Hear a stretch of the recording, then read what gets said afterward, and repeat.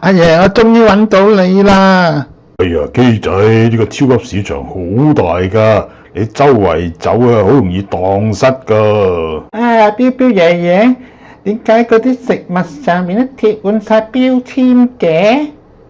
哦，嗰啲標籤係用嚟識別啲食物嘅，啲食物咧要分類噶。嗱，你睇下，有奶類啦、生果類啦、麵包類啦、蔬菜類啦。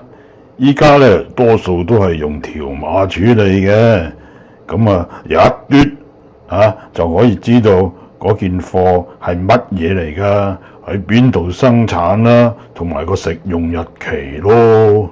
咁爺爺，阿媽生產我嗰陣時有冇標籤㗎？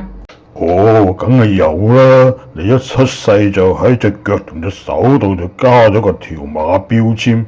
你幾時出世？你幾多點？你性別係乜？血型係乜？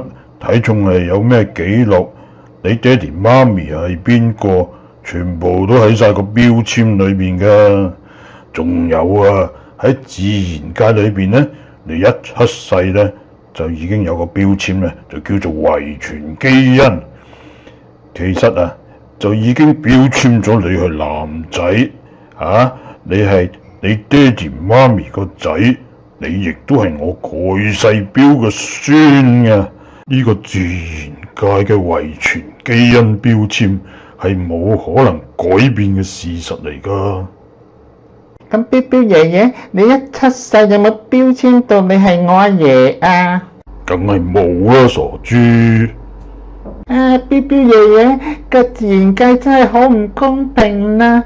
我就一定係你嘅孫，你就唔一定係我阿爺咯。哎呀，你。